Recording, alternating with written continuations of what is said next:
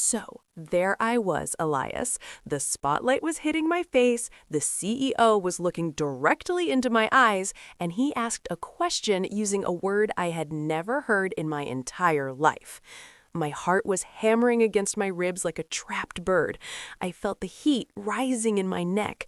I had two choices: disappear into the floor or pretend I understood.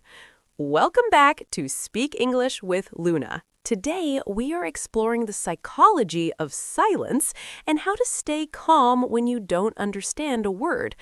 I'm joined by the incredible Dr. Elias Vance. Elias, in that moment of panic, what is actually happening to our brains? It is so good to be here, Luna. What you described is a linguistic hijack.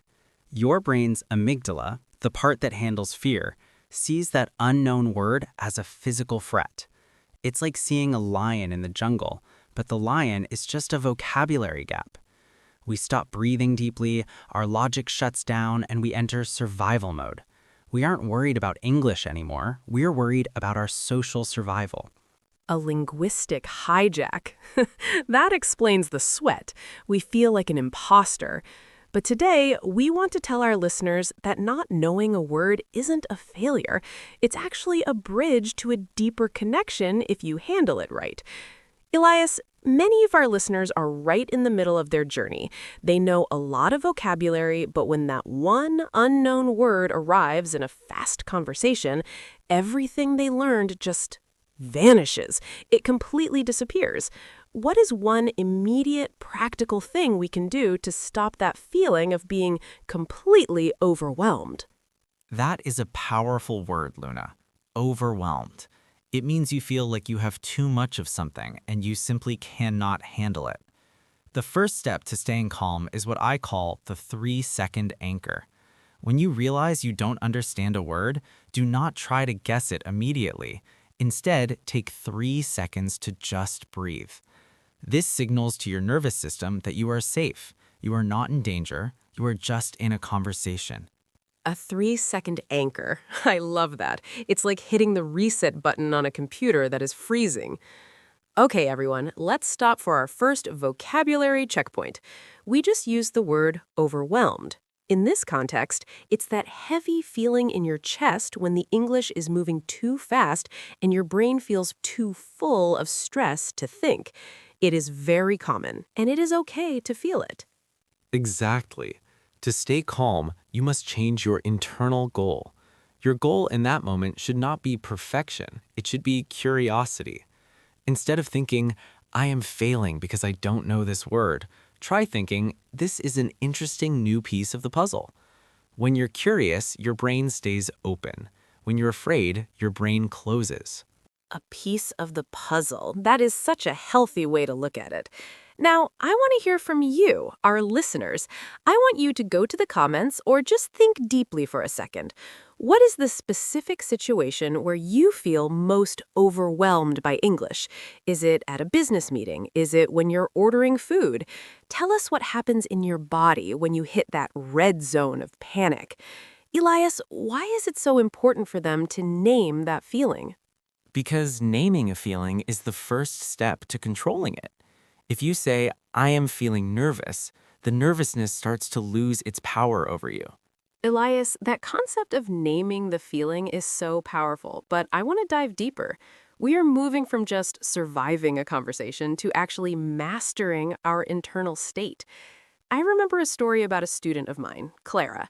She was an executive, very successful in her own country, but when she moved to Chicago, she felt like a child again.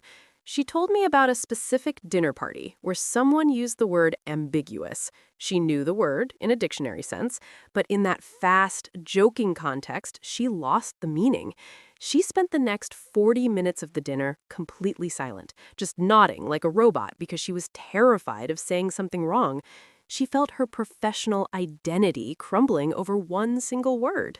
That is a classic example of what we call the identity gap in psychology. When you are a high achiever in your native language, you have a very strong sense of self. You are smart, you are funny, you are capable. But when you step into a second language where you lack total fluency, that self feels threatened. Clara wasn't just missing a word, she felt she was missing her intelligence. To help our listeners who are reaching that B2 level, we need to talk about cognitive reframing. Instead of seeing that dinner party as a test of her value, Clara could have reframed it as a data collection mission. A data collection mission. I love that perspective shift. It takes the pressure off the performance and puts the focus on the process. But Elias, let's be honest, it's hard to think about data collection when your face is turning red and you think everyone is judging you. There is a psychological term for this, right? When we think everyone is staring at our mistakes? Yes, it is called the spotlight effect.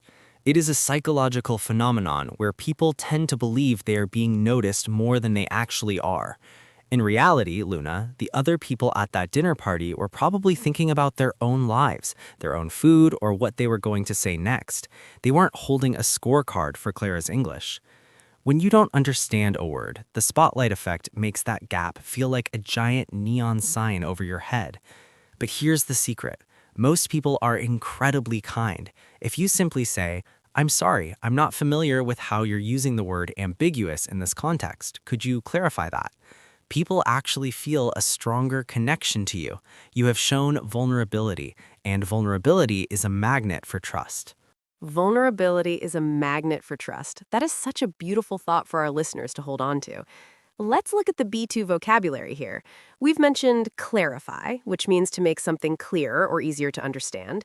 We've mentioned intimidating, which describes something that makes you feel frightened or less confident. Elias, when we are in that deep dive moment, how can we use our body to help our brain stay in that B2 level of thinking? Because when we panic, we drop back down to very basic English. It starts with your physical posture. When we are confused, we tend to shrink. We lean back, we cross our arms, or we look down at our shoes. This sends a message to your brain that you are defeated. Instead, I want you to try the curious lean. Lean slightly forward, keep your eyes engaged. Even if you don't understand the words, keep your body in a position of active listening. This does two things. First, it tricks your brain into staying alert and calm. Second, it shows the speaker that you are still with them. Often, if you stay engaged, the meaning of the word will become clear through the context of the next 3 sentences. Yes, the context is like a safety net. I often tell my students that English is like a puzzle. If you miss one piece, don't throw the whole puzzle away. Keep looking at the pieces around it.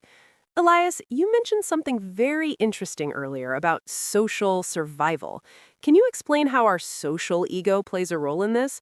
Why do we feel so much shame when we have to ask for a definition? It's because, as humans, we are tribal creatures. In the past, if you didn't understand the language of the tribe, you might be left behind.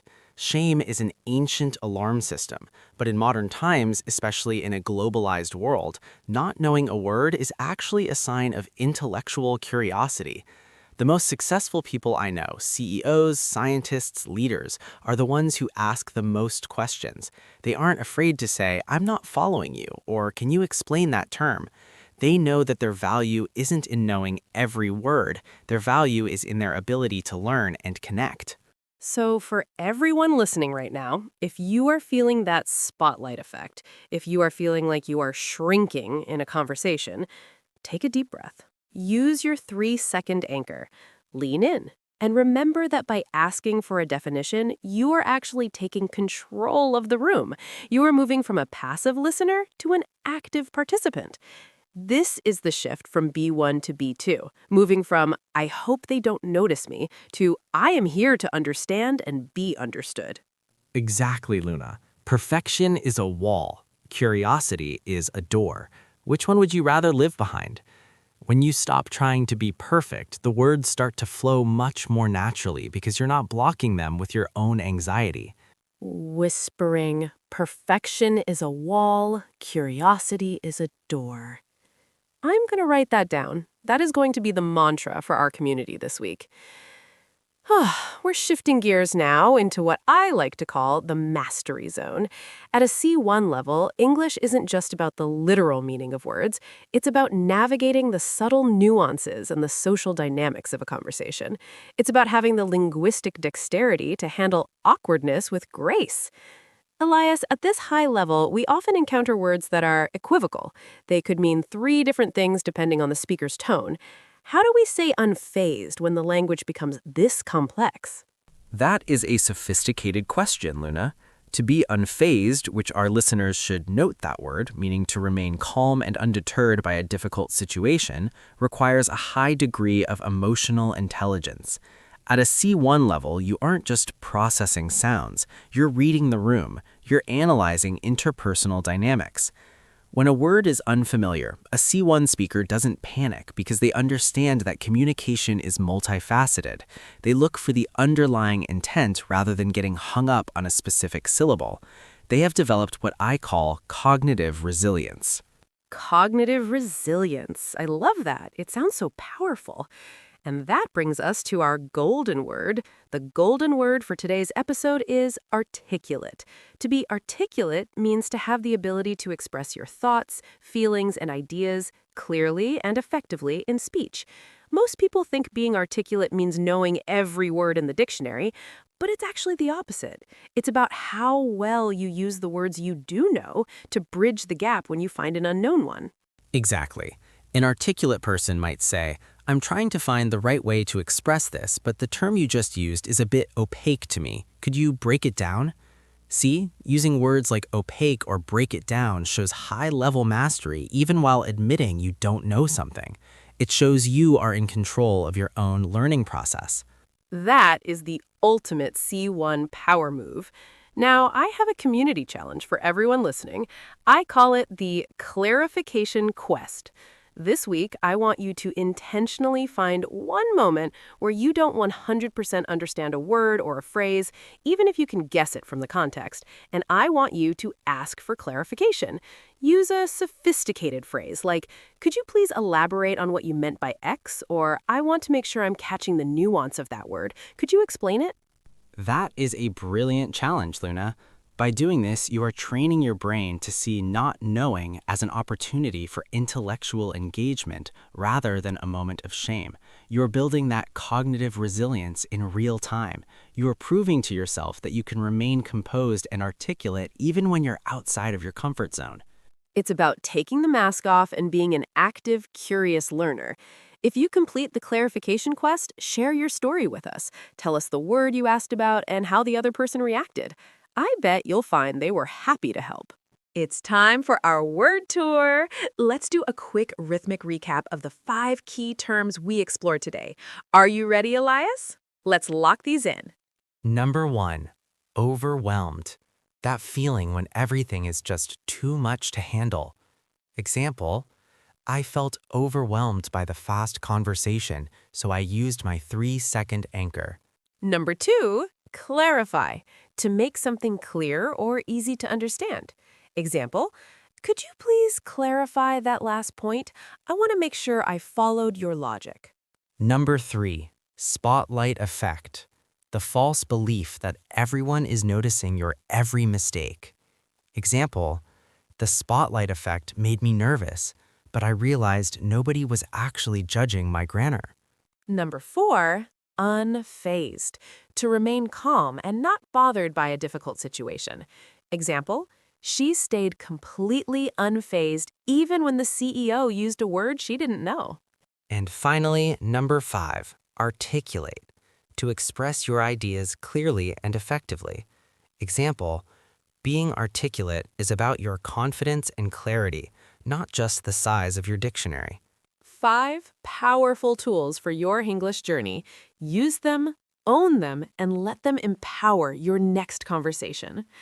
Elias, this has been an incredible deep dive into the psychology of staying calm. I feel more empowered already. Remember, everyone, your worth is not defined by the words you miss, but by the courage you show when you keep the conversation going. You are not just learning English, you are building a more resilient, more articulate version of yourself. Precisely, Luna. Every unknown word is a hidden door. Walk through it with curiosity. Thank you for having me. It has been a true pleasure to share this space with you all. Thank you, Elias. And to you, our amazing listeners, don't forget to complete the clarification quest this week. Share your gold word moments with us using our hashtag.